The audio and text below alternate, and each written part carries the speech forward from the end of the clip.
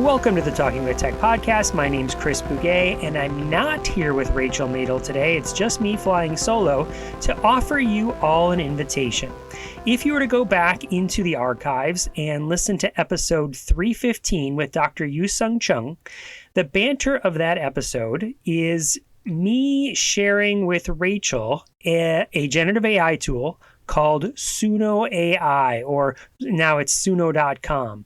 So if you go to suno.ai or suno.com, what that is a music generator where you can put in some text and give it a prompt to say, turn this into a song that's a pop song, country song, heavy metal, punk rock, whatever, based on whatever the topic is that you wanted to talk about. So in that particular episode, we did one live, and then we also shared a couple that we created. And so it was kind of fun. A lot of people have reached out since that episode saying that they've been using that tool to generate songs to give to kids or use as part of professional learning or for whatever, maybe teach a concept of some sort.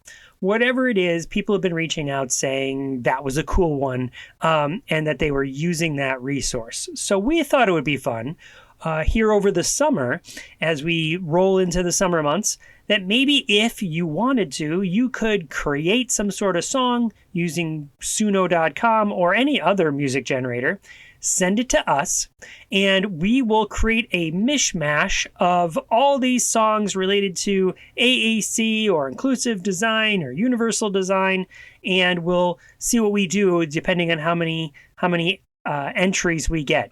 Again, it's not really a contest. We just thought it'd be something fun to do. So just send us your MP3 files or whatever, your audio files. You can send it at talkingwithtech@gmail.com. We'll compile it all, throw everything into a folder, and we'll put it up as either a banter or its own episode, maybe a bonus episode. Who knows? We'll see what we do with it. But we just thought it would be a fun thing to do for the summer. We'll probably... there'll be a day that we cut off taking the entries, probably, let's say the end of July. Let's say July 31st, 2025. If you hear and listen to this before then, go ahead, make the audio file, send it to us, and we will then see what we do with it. All right, without further ado, let's listen to my interview with Adina Malamut.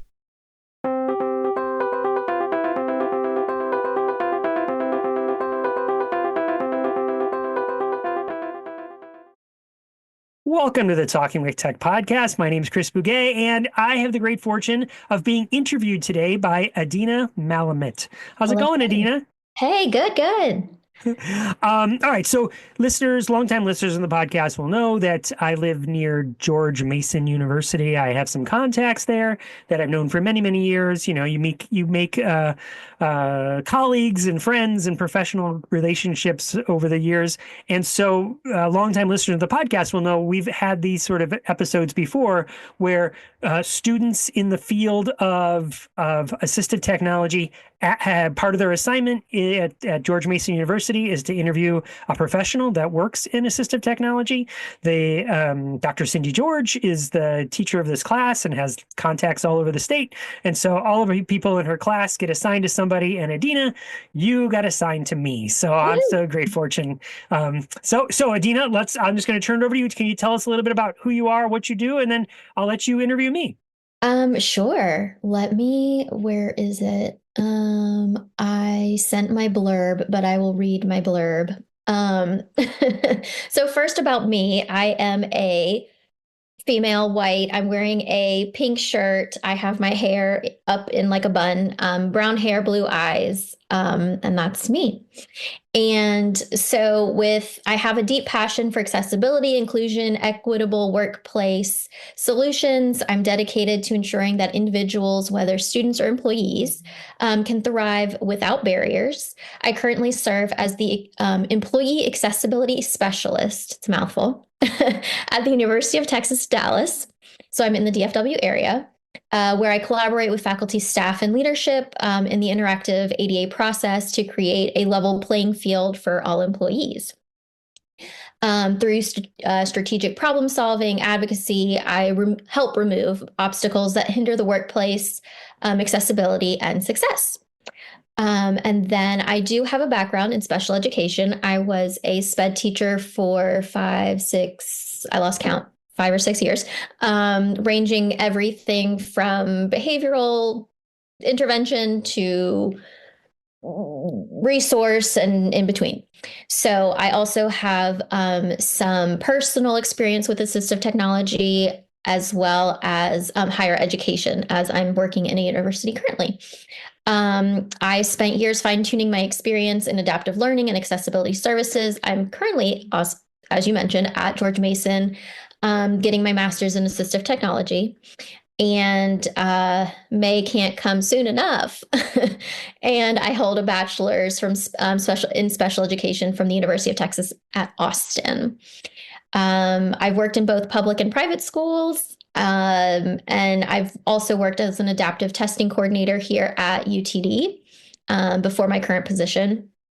And I just made sure that students had the tools and the accommodations they needed to succeed.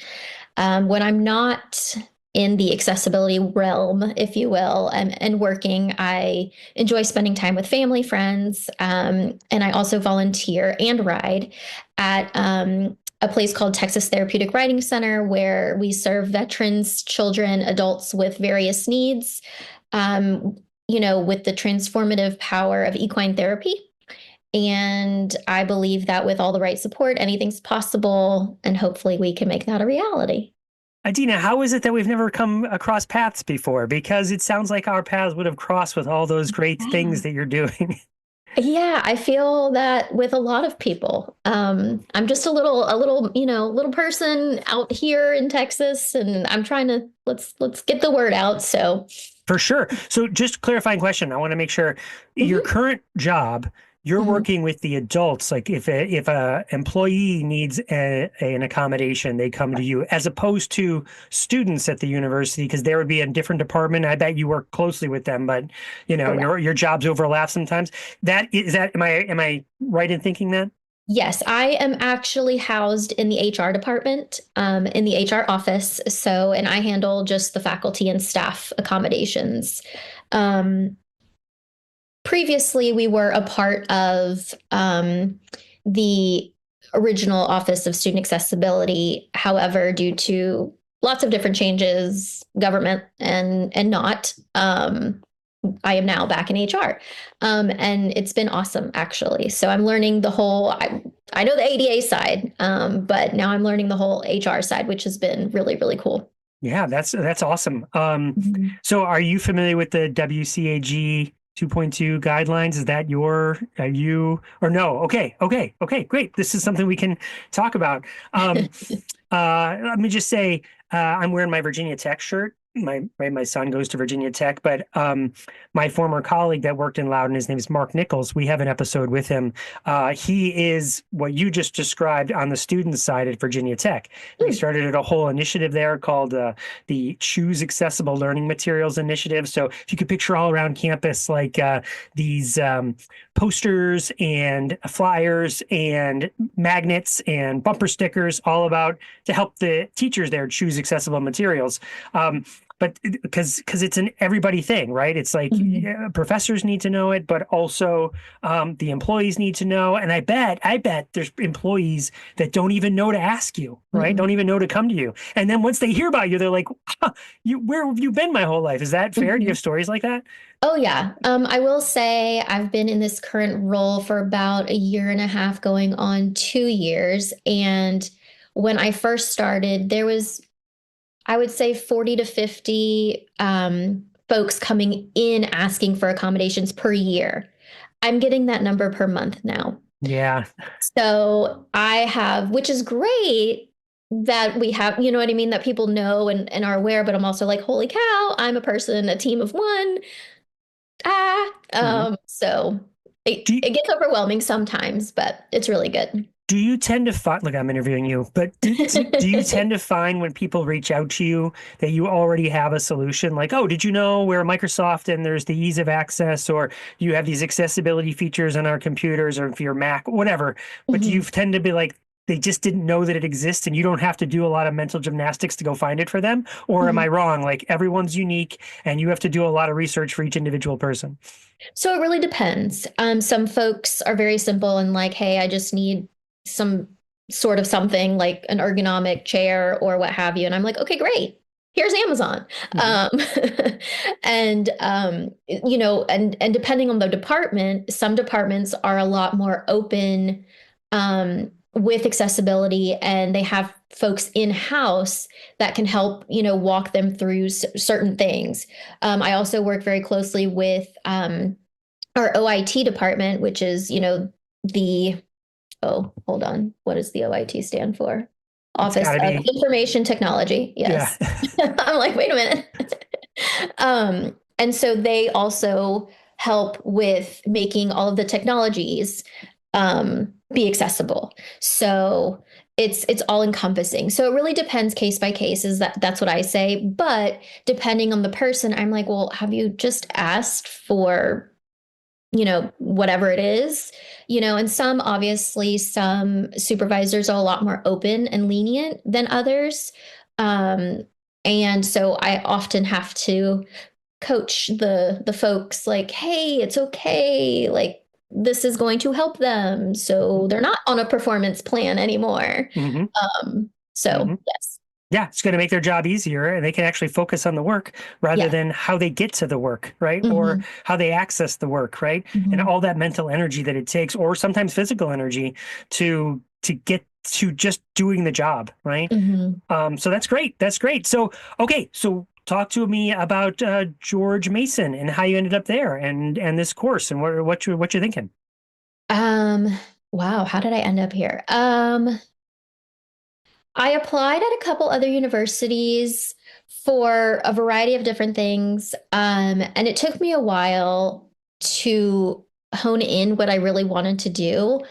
Um, and so I was bouncing around with, do I go in the higher ed route since that's where I was originally? And then, then I was in the classroom, and do I go like curriculum instruction? Like, I don't know. So I was looking at different universities, and then I just kind of was like, I have family who is from, the Virginia area. So they were like, why not check out, this university? So I did, and I was like, this is great. And number one thing is it's all virtual. Hmm. So that was like the main thing was, can my classes be done online? Since unfortunately there is not an option here in Texas for assistive technology. Yeah, yeah. You do have a strong, there's something called TATN, Texas Assisted Technology Network, which Mhm. is a big, strong network that helps a lot of people. But I don't know how tied they are to the university level. And like you said, if there's not many universities that have an assistive technology. They might have courses, but they don't have an Mhm. entire program like George Mhm. Mason does. Yeah. All Mhm. right, so you found George Mason, you took the class, and then part of the assignment is to interview me. So what kind of questions do you have for me? I have lots of questions. All right, I'm ready. So I we'll just kind of go down, and then we'll just let it flow. But I guess first, like, what is your degree and how did you get to where you are? Yeah, my background is speech. So speech therapy for the first 3 years of my career as at one of the elementary schools. And then in that time, they asked me to be one of the founding members of our assistive technology team, mostly because I just wasn't scared of technology. Like back in those days, right, Mm. Adina? I was using spreadsheets.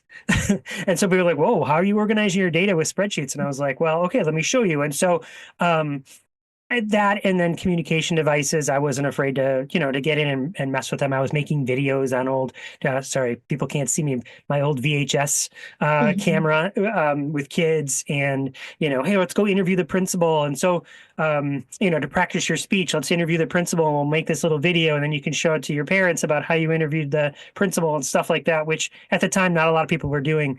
So my supervisors saw that I wasn't afraid of technology, heard about this new concept of assistive technology.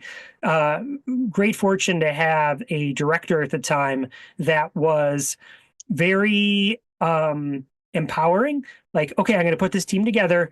And here's what she said. She's like, I don't know what assistive technology is. I know it's a thing out there. Go figure it out.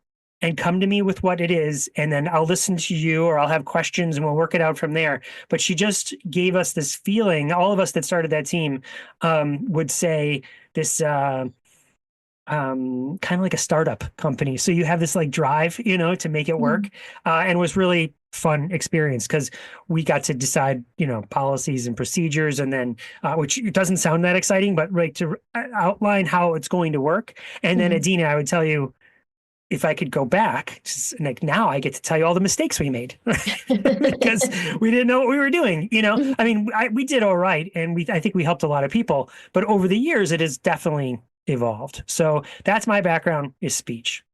Okay, good deal. And then how long have you been doing AT? Well, okay. So I started in my school district in 2000. No, sorry, 1999, 2000, that first year. Okay.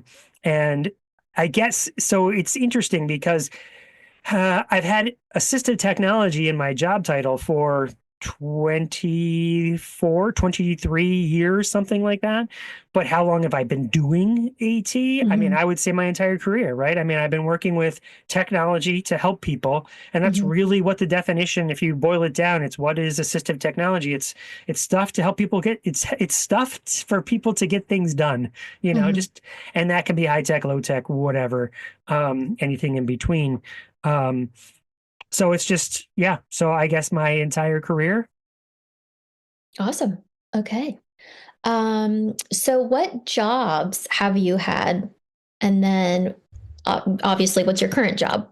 hmm So my current job is, well, I'll tell you, let's go speech therapist for 3 years. Then the fourth year, it was half speech and half starting the assistive technology team.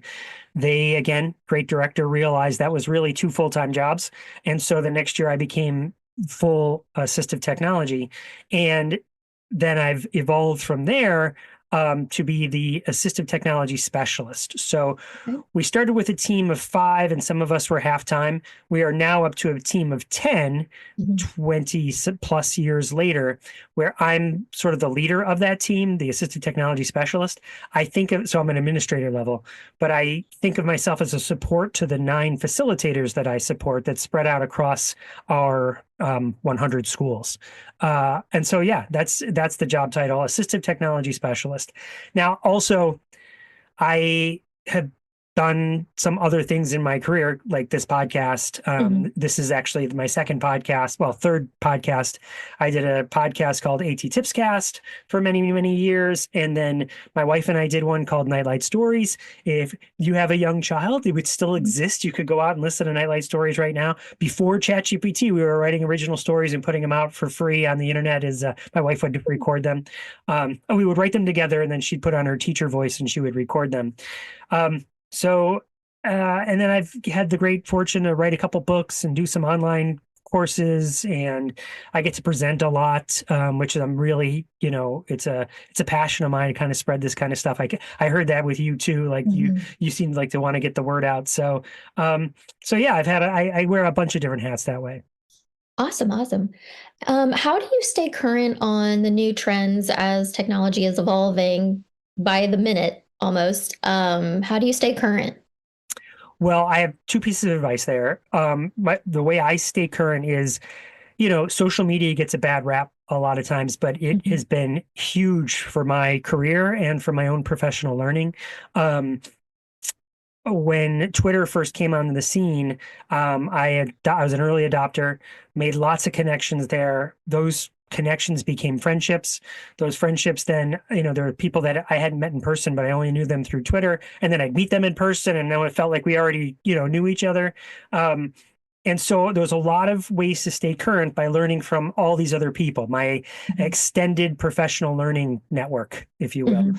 Um, and so social media is big, and I would include with that podcasting. So when you are in a job like mine, where you're driving from school to school, I mean, everyone usually has some sort of commute. I mean, even if you're working at home, maybe um, there's times when you could be experiencing podcast content, and now um, with the podcasting apps that automatically transcribe everything, like Mhm. that's even easier. But for me, I was in the car a lot. So I was often listening to podcasts on ed tech, instructional technology, different educational philosophies. Dyslexia, would consume entire podcasts and backlogs of podcasts about a particular thing, whatever that Mhm. might be, whatever was I was sort of interested in and curious about. And that was a huge way to learn. And then the other so social media, including podcasts, but then the other thing that I would say is it's impossible to stay up on everything. I let Mhm. that go a long time ago. Like, like for instance, if someone posts something like this app came out with the newest update, there was a moment in my life where I was like, "Ooh, I should have known about that. Like, I should have. How come I wasn't the first one to tweet about that, or how come I wasn't the first one to share about that?" And I realized there's no way. We're all in it together. You can never stay up on top of it. But what we should do is when someone needs your help, like someone coming to you going, "Hey, I have this issue. Can you help me?" That's when you can go and do the research to find out. Okay, I don't have to know every app update and what happens. I don't have to know every new piece of technology. But when there's a need, now I know the resources. I can go out to find them, and I have people that I can ask if I get stuck. Mhm. Absolutely. Let's see. Um, how many, or let's see here. Um, oh, can you describe a situation when you had to advocate for a various device and in the work or school setting? Yeah, which one do I pick? Because it's been many, many years. I mean, I guess what I'd tell you is, um, when we first started, I thought of each individual person. I mean, I still do, but now as things evolved, I started thinking more about systems in place and what Mhm. barriers were there to get people what they needed. So there is, all different types of advocacy. There might be parents that are nervous about a thing. So now you're advocating with a parent to get them Mhm. a thing, because they might not adopt it or approach it or use it without the right instruction. There's clearly the financial one and having to convince some sort of administrator that you need something. Uh, there's just too many stories that I could tell that that needed some sort of convincing. Um, Overall, though, here's what the advice I would give you and anyone else listening is that the things not to do. So, one thing, don't get into a data war. Here, let me show you the research on why we should do this, or some sort of research war, because there's someone can find the research to refute that. Mhm. Um, it's do the research. I'm not saying not to do it, right? But I don't know that you use that in your convincing argument to try and sway anybody to put something in place. What works much better is sadly keeping up with the Joneses. Do you know that they're doing this over in Texas? Adina is doing it over at Dallas Fort Worth, and they're using it in their university. How come we don't have it here? Oh, wait, they are. What is she doing Mhm. over there? They got this software. Yeah, and it's for everybody. Like, it's not just someone who needs it. It's available to anybody, even if they don't know. Maybe they have a temporary disability. They don't need, or maybe Mhm. they just have a preference. These things are available to everyone. Oh, okay. So that's what I mean by thinking in systems. I really think now of a multi-tiered system of support. Is that a phrase you're familiar with from your time in the classroom? Or yeah, Mhm. you're nodding, Mhm. right? So Yep. what's available to everybody? Let's try and make those as robust and available and accessible to everybody, and then we can always tweak from there to say, okay, well, that's not meeting everybody's needs. Let's go find something else. Mhm. But it's really now advocating for a greater tier one, or a greater breadth of tier one resources. Is Mhm. that helpful? Oh, absolutely. That's awesome. Um, let's see. Um, what strategies have you used when training clients and or caregivers on different devices? Well, people on the podcast are going to know what I'm going to say. They're going to guess it right now. But um, for years, here's a great story, Adina. I would go out to a classroom and I would say, you know what you need? You need this Alpha Smart with word prediction, this thing called Co-Writer. And then I go out to the next classroom and I'd make sure I'd get it to them and I'd do a little training and show them. And I would come home and I would tell my wife and young kids at the time what an awesome day I had and how daddy really helped people. And kids would go to sleep. I'd tell them, I think I really, like help people today, right? I think I did a good thing. And then I would do it again. Oh, I helped this person get a communication device. And now that I told them, here's what you need, model on the device as much as you can. And they would go, okay. And then I would leave and come home and feel real proud of myself again. And then I would go and do that over and over and over and over again. And then I'd do a follow-up like a month later where there'd be a different question, or I'd come by and they weren't really using that Alpha Smart and they weren't using the communication device. And they weren't doing any of the things I directly said to them. And at first, before I noticed the pattern, I was like, what's wrong with them? Why won't they adopt the thing? I told them what to do. I explicitly said, touch these buttons. I explicitly said, do it. I even came up with some cool way that the kid might implement, do it in a fun way. They're not doing what I'm saying. What is wrong with all of these people? Oh, wait, what's wrong? What's the common denominator? It's me. There's something I'm doing wrong when the device might be right, but the strategy for how to adopt the device is wrong. And that led me through a whole bunch of learning, professional learning, different podcasts to listen to, like I said before, books to read.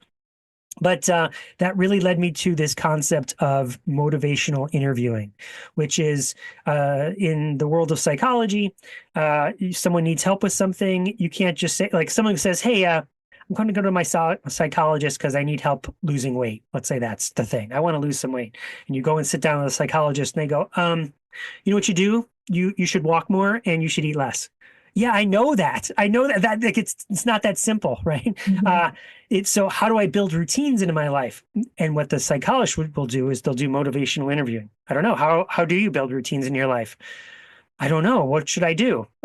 Well, what routines do you think you could do? Where's a place you could make a change in your life? And what it's going to get to is asking more reflective questions. And so now when I go into classrooms or I'm working with staff or I'm working with my team or our team together, instead of saying do this, I ask more reflective questions.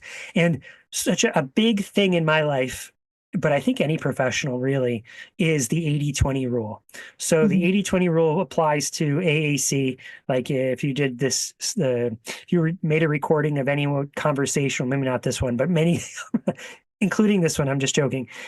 Any conversation you'd find, and you did like a transcript, you'd find 80% of the words are made up of the same set of 350 words, right?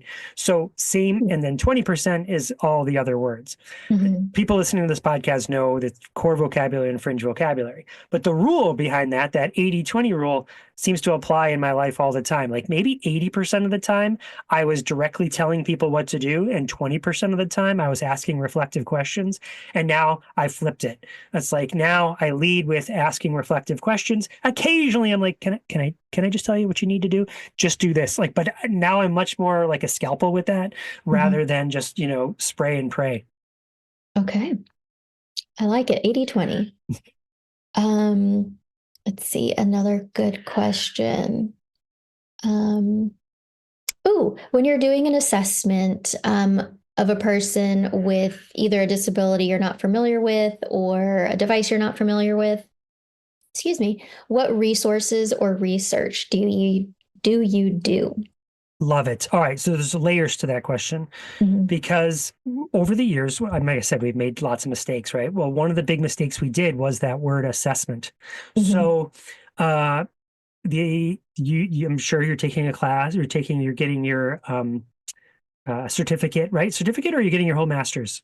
A whole master's. Whole master's in assistive technology. You know the definition, right? And in that definition of an assistive technology service, one of the words is evaluation. Well, back in those early years, we didn't know how to do an assistive technology evaluation. There were some places that were sort of giving advice on how to do it. But what we knew how to do was speech language evaluations as a speech therapist. We had occupational therapists on our team, so they knew how to do OT evaluations. And so we used the same sort of formula of like, go out, observe, ask questions, maybe try some things, and then write it up into a report and give it out, right?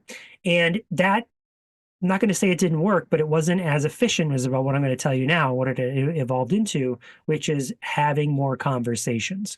So where we live now is okay, you think a kid needs something, let's say a communication device. You think a kid needs a communication device, so you called me for help. Here's how we're going to help. We're going to get the entire team together, the OT, the PT, the speech, the parent, the private speech therapist, anyone that's involved in this team. And we're going to have a meeting, maybe two, where we're going to ask questions about who the student is and what their abilities are. We're going to ask about the environment that they're in and what they're used to and what everyone in the environment is used to, and what challenges them and what they like and that kind of stuff. And then we'll ask about, okay, well, what are the barriers? What are the tasks that we're asking the kid to do, or the person to do? Well, we're gathering information as we're asking those questions. Again, leading with questions, documenting answers, and then that becomes the first. Those sort of bullet points there become the first column in a table. So if you can picture a column, so okay, hey, you're thinking communication device. What languages do you speak at home? English and Spanish. Okay, so we need something with English and Spanish. Do we all agree English and Spanish needs to? Okay, great. Let's write that on there. All right, let's talk about the access method. Okay, so you see him like pushing YouTube on your phone, Mom, with his index finger. So you think he can hit things with his index finger on a phone? Okay, so we can target something that's small. All right, small enough to target with a finger. Let's put that in the right. And so we ask questions to fill out this sort of first column. And sometimes that's kind of straightforward. Sometimes there's a lot of discussion around that. But then you go, okay, then my job as the assistive technology person is to fill out the columns, fill out the headings of the next columns, which is, okay, what are some things out there that might meet a bunch of these things? Is it this app, or is it this app, or is it this hardware? And you make a list based on each, as many as you want. Then anyone on the team can do it. It's not like I have some sort of I just have some experience, right? But anyone else can go out and search and do the research as well. They can all ask ChatGPT just like I can. How what would meet these parameters, and they put them in there, and then we have that either a second meeting, or sometimes we can do it right in the same meeting if you depending on how fast it is and what the questions are and what the answers are. But you then fill out the chart. Okay, which of these is going to restrict, which of these options in the ensuing columns restricts the student in the least way, sort of matches all the criteria we listed in that first column. And then let's pick something. So this is a big thing for me. There is no trial. I'm not trialing something. I'm implementing. We just spent a bunch of time picking what we think is going to restrict the student the least. I don't need to guess anymore. This is what we're implementing, and let's go. And then we'll collect data on the abilities of the student, and if things are not going the way we thought, we can always come back to that table and readjust. But we're not sort of haphazardly going, I don't know, yeah, you think it maybe touch chat? Let's try that. Or I don't know, maybe lamp words for life, or I don't know, should be on this device or this device. It's not random. It's select. We've really done our due diligence to select what we think is least restrictive, and then we rock and roll. I like it. Okay. That leads me to my next question. How do you collect and keep data and keep it all organized? So I don't collect data. So assistive technology, I don't collect data. It's empowering the team to do that. And something we learned, it has never changed right away, is don't collect data on the device. Collect data on the goal. So that's really it. So did you write the right goal? That's a thing. But really, you're just students make progress on goals, and you're measuring goals. You want performance to change. Now, sometimes that is operational. Oh, like the Mhm. goal is to turn it on or to keep it clean or whatever the thing might be. It's rare, but Mhm. it's can be a thing. Mostly it's about, you know, the student's ability. So are you measuring, are their abilities growing? And that's what you measure. And that people already know how to do, or maybe they need some guidance and some tweaks, but that is not foreign concept to anybody. Like, oh, Mhm. okay, as a special ed teacher, right? For many years, you collect data, right? Yeah. So, um, but you're not collecting data on the device. I mean, on how much they're using the device. Mhm. It's how much their language is growing, or how many sentences they wrote, or how many, what's their mean length of utterance, or stuff like that. Does that make sense? Oh, absolutely. Absolutely. Have you done more than one AT assessment at a time? Well, yeah. I mean, once upon a time, we used to do classroom assessments. So we'd come in and observe the entire classroom and Oh. then give sort of input about what would be sort of stuff we could put in that environment. We've sort of shifted away from doing those Mhm. because, again, thinking, well, what can we move as tier one? So these would be available in any Mhm. classroom, right?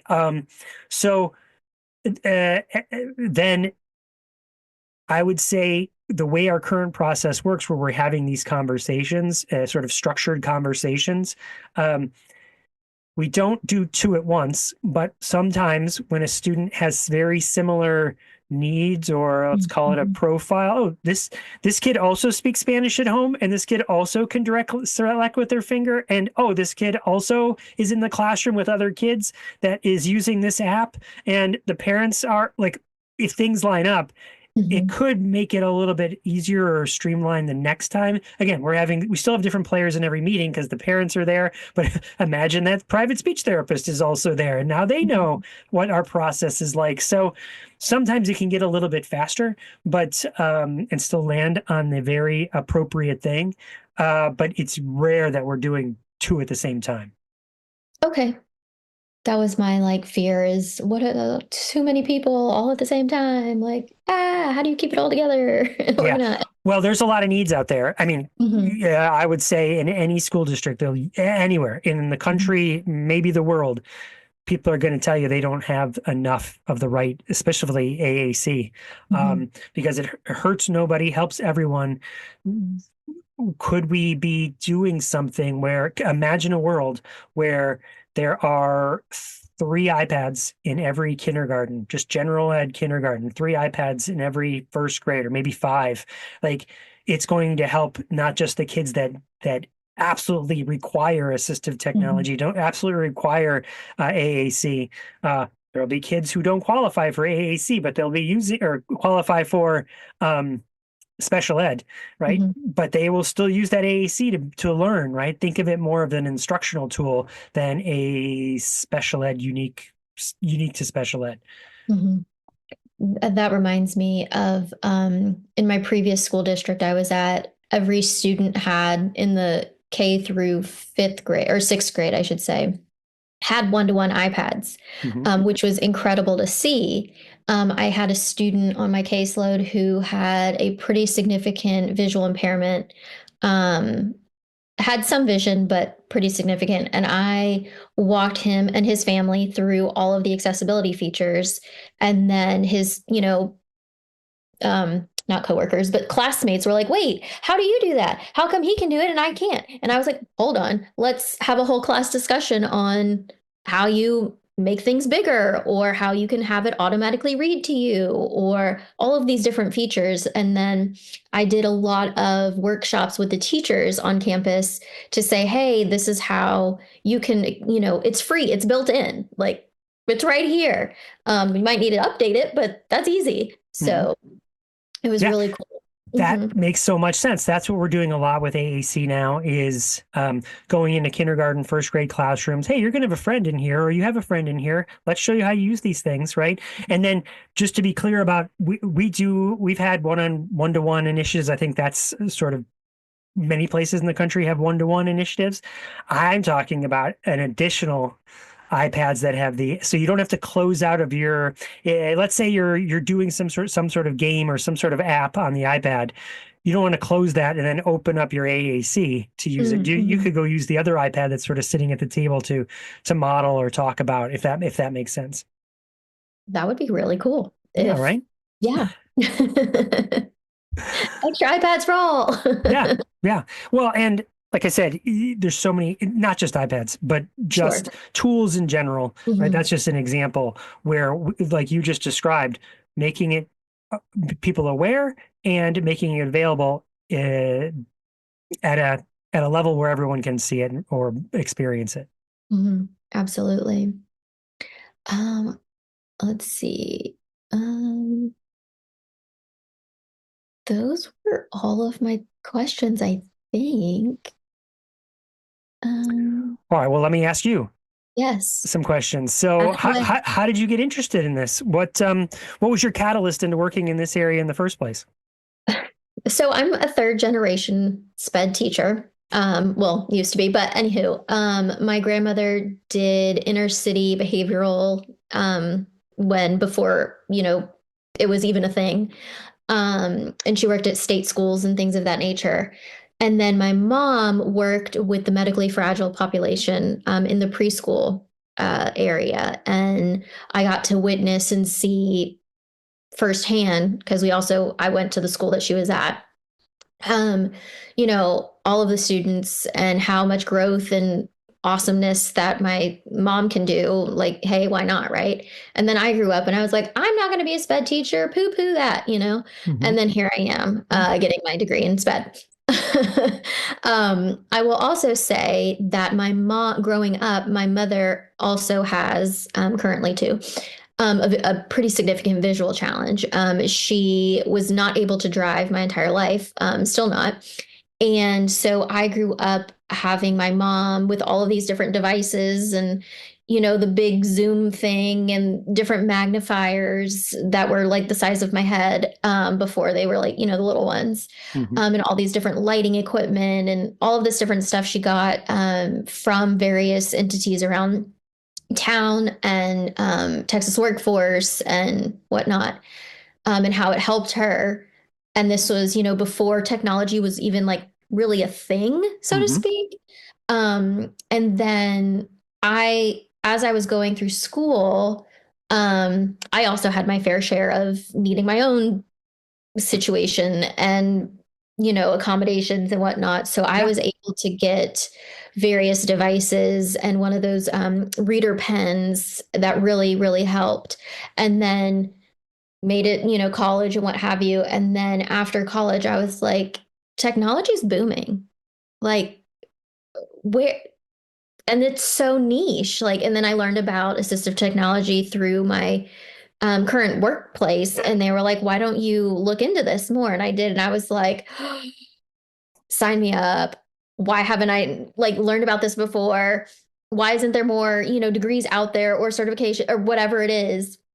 And I just went down the rabbit hole of, I need this in my life. There's so much you can do with it, um, and it's only going to help the mass population, whether you're working with students, in K through 12, or, the adult population or the elder population. So it really just depends.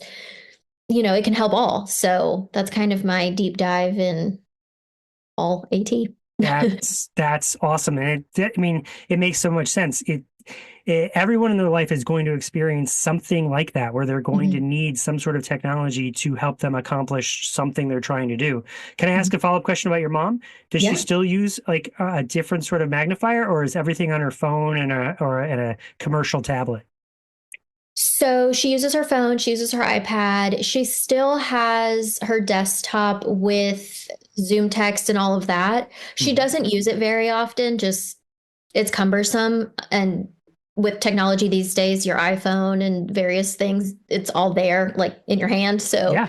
um, she prefers that just because it's just easier. hmm hmm It makes a lot of sense to me. I Hmm. feel like that has opened up the world to a lot of people too, where you can imagine going, "Oh, man, if I pull out this device that nobody Hmm. else has, and sort of, uh, uh, I could be, especially like we see this a lot in middle school. I don't want to do anything different than anyone else is Hmm. doing. So I'm not going to use some sort of device that you tell me to use or that you give to me. But if it's, well, wait, everybody has one of these things and I just use it differently. And in fact, you could do it too.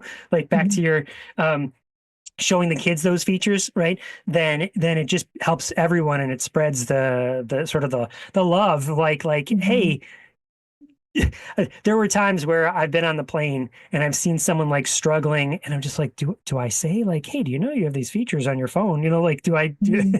Hmm. But it just helps everybody when it's there. Hmm. Absolutely. Yeah. And then you don't get into a situation where you're lugging like all this equipment and backpacks or rolly bags and, trying to like read the little, things on when you're going grocery shopping and you need to read the ingredients because you're allergic to this, that, or the other. And you're like, I can't, see this. And I have to bring out my big old, Yeah. telescope looking thing, like it's just not feasible when you just zoop done. Yeah, yeah. Well, okay, so it's interesting you mentioned those labels, right? Hmm. Because something that's sort of been sort of a hot topic right now, if you're not, well, we should say it's probably not a hot topic yet, but it's going to be. All right. So Okay. here's what's going on. So you're familiar with the ADA, right? Hmm. You probably work with it all the time, or Hmm. the American Disabilities Act. Hmm. And there was last April 2024, the Department of Justice, so different administration at that time. We'll see what Hmm. happens, but it's still, what I'm about to tell you is still true at the moment of this recording. Um, they put out a new rule that goes with the ADA that says anything that if you're receiving federal funds, um, if you're a public entity, then you need to make sure anything you're putting online is accessible uh, to the point, with, I guess, accessible using WCAG 2.2 guidelines. These are just, if you were to Google it, it's just a list of things like, text can be read out loud, Hmm. um, that sort of stuff. So that when your mom gets to Zoom text, it actually works. Hmm. Hmm. Um, and so there's this whole list of criteria. Well, why I say this is going to be a big thing, the big change is, well, wait, hasn't that always been like, haven't our websites needed to be? Yes, front-facing websites started there, but now Hmm. they're saying anything that you put online, which means like you work at a university. I'm sure they use Canvas or Schoology or some sort of online platform to deliver. You're at George Mason. Hmm. What do you guys use? Do you use Schoology or Blackboard, but they're Blackboard? switching over to Canvas. Yeah, that's going to have to be everything they put up there. When they give you a Google slide, when they give you a PDF, when they share something, it's going to need to follow those accessibility guidelines. Or again, people could file lawsuits Hmm. around, hey, the Department of Justice, this is the law, this is what you're supposed to do. I'm sure it'll start off with hand slaps, but it could be something that becomes really sort of foundational in changing, because for many years we've been Trump, like, yeah, why wouldn't you want your stuff to be accessible? But if you don't know how to do that as a teacher, like, hey, I'm just an earth science teacher, meaning I know how to teach earth science really well. I don't know how to make my stuff accessible. How do I Hmm. do that? Right? It's going to become a big thing in just about every school district. Because the rule is, depending on your size, you're going to have to do this by 2000, like April 2025 or April 2026, which means that's like here. You know what Yeah. I mean? Like, or maybe it's 2026 and 2027. My point is it's imminent, Hmm. that we're going to have to start addressing this. I do have a Hmm. fear, Adina, something we've seen again in assistive technology land, but really in educational land is, oh, because of generative AI, I'm going to make everybody put their technology away. You don't need those. And also screens are evil. If no one told you screens are evil. So put the screens away. You're not supposed to use those screens in this classroom. Here's what's that reader pen you have, Adina? Put that thing away. There's no screens in this. You have to write it by hand in this composition notebook. And we've certainly seen a rollback. That one-to-one Chromebook you have, put it away. we're going to handwrite this because I don't know that you didn't use generative AI. Rather than let me teach you how to use generative AI to write an even better essay, it's I want to anchor it in the old way. So my fear is, oh, so this new law that we have to make everything accessible if we put it up on Canvas or Blackboard or Schoology. I just won't put it up in Canvas, Blackboard, or Schoology. I'll just say, here's a piece of paper, and because that's not breaking the law, right? Like if I give you this, which, right? I know, right? Sketch. But I think that's what school districts are going to be like. You think, I don't know exactly where you are in your like how soon you are from graduating, but that, and then what you're going to do, like if you're thinking you're going to move to a different job, you don't have to say any of that here on the podcast. But if you're thinking like, oh, maybe schools is something in my future, that could be a big part of it is like, wow, assistive technology just took a front seat in how do we make sure that the stuff we're providing is accessible using these guidelines? Yeah, I'm in the process right now of working on with our IT department as well as our web developers, our HR website specifically, and making sure that's accessible. I have heard the laws that are coming out, and I've been like, hey, just so you know, like it's coming quicker than you think. So it is, people are aware. My concern is we have a lot of international faculty and staff, and that opens a completely different can of worms from everything of not only do I not know how to do this, it's not in my native language. And on top of that, it's not really noted, like it's not represented in our society. It's taboo, if you will.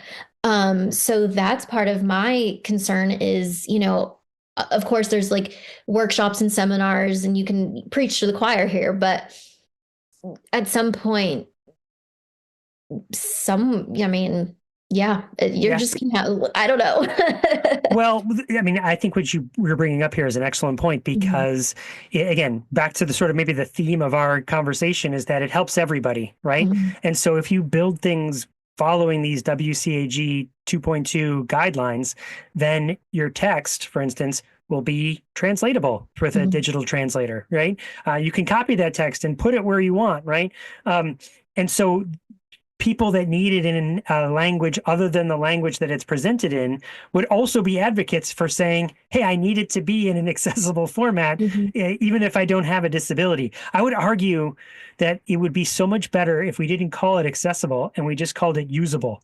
Like, hey, because then people wouldn't have this sort of like, well, I don't have a disability. I'm not going to go to that section of my phone to look for features because I don't have a disability. But if we just said it's the usability section of your phone, oh, well, what makes my things more usable, right? And I'm not even talking stigma. I'm just finding it. There should be no stigma around it, but just finding it, and like you said, maybe it's cultural in some regards where people are like, this is not something that we really talk about in our culture. But again, all that sort of goes away if you call it a different things, or maybe it's addressed in a different way if you call it a different thing. So it's just stuff to help you get stuff done, And that's how I preface, like, yeah, you have to meet with me and there's laws and guidelines and all this hoopla that we have to, do. But in order for us, to meet the ADA guidelines, I need documentation to say, yes, you have a disability, or yes, you have this condition. And your provider says, yes, you need these accommodations, X, Y, or Z. I can't, and this is what I get a lot is, I don't know what I need. Tell me what I need. I'm like, well, I don't know you. I don't know your job. I mean, I can look at the job, and see what the essential functions are, but just because you have ADHD and the next, person has ADHD, it's going to look completely different. So it's case by case. And, you might need a reader pen, and, someone over here might just need to record the meeting. So, it's so vast. Isn't that so interesting that like you could be in a meeting and just look around like at the fifth, so let's say you're meeting with 6 people. They'll all be doing something different. Someone will have a Mac, someone will have a PC, someone will be handwriting. It gets all different. But in schools, we sort of force or lean into everyone has to do the exact same thing. So it makes a lot of sense when you're helping people that you really need to talk about who they are and what they want to do and the environment that they're in to help them sort of weed through all the different stuff out there and all the different options. Mhm. Absolutely. Yeah. Well, Adina, anything else? I don't think so. And do you have other questions for me? Well, I do have a way that I like to end the interview, and that is sort of I ask everybody sort of a similar question, which is, here you are in professional, in college. You're Mhm. curious about something, like something's on your mind. What's sort of popping off right now in the world that we live in regarding, assistive technology or inclusive design or whatever? What's something that's, I don't know, you're curious about or wondering about or questing after, or, what's something that's on your mind around that? Um, I guess just because I was just looking at it in terms of getting certified as an AT specialist, and making sure that I stay up on you have to recertify every so often and take, all of these different courses to make sure you have continuing education and whatnot. And I'm like, okay, how do I do this? It's really expensive. Is this even something that I need to do? Um, like all of these different questions, like, okay, well, like in order to be a lawyer, you have to take the law and the bar and to practice law. I'm like, well, I'm getting my degree in AT. Am I not going to be able to practice AT if I don't have my certification? Just like, teaching and like all of these different things is popping in my head, like, oh no, you can't do this or you can't do that. I'm like, but wait, what can you do? Yeah. That's so. Ask me what my certification is in assistive technology. I don't have one. I just have a lot of experience, right? Because if you think about it, in some regard, everybody has some knowledge. Can Mhm. can we just talk about, like, even if you didn't have anything, you have experience around reader pens and equipment to help people with visual impairments just in your Mhm. life, let Yep. alone, right? So, and think about everybody has a way to brainstorm. Well, what kind of stuff could we use? And what kind of strategies would you put in place? When you're talking about certification, are you talking about the RESNA certification? Mhm. Yeah. So highly controversial in the world of assistive Okay. technology. Some people will be like, "It's just really helped me," because sometimes, I've been in a situation where an advocate came at me and said, "Hey, what's your credentials?" And I had that certification, which you said is kind of expensive, and it's really take a test. And others will say, I got my resident certification. It's never helped me once. I don't know why I'm keeping up on it. I still do my job really well without having it. Mhm. Um, and so, it's up to you, right? Everyone has to make Mhm. their own where you think if it's going to help you or not. I but I don't think I have been a strong advocate in my entire career that it shouldn't be imposed on anybody. Meaning, Mhm. you shouldn't have to have your certification to be able to help in assistive technology. Okay, thank you. So, like, think of it. If you're an occupational therapist, do you have the skills to help somebody with using technology? Of course, right? How Mhm. about speech and AAC, right? And sometimes both. So, um, it wouldn't want to live, assistive technology doesn't necessarily live in its own profession, even. Mhm. It sort of spans a bunch of professions. Absolutely. Cool. That's cool. Thank you so much. All right. Well, Adina, good luck. I'll be eager to hear how the rest of the semester goes and the class goes. And I'll be seeing I see Cindy George a number of times a year, Mhm. so I'll check in with her. And don't be a stranger. Feel free to reach out with anything else you need there in Texas or with your master's work. Okay. Thank you very much. It was All a right. pleasure. Thanks, Adina. Bye bye now. Uh-huh. Bye.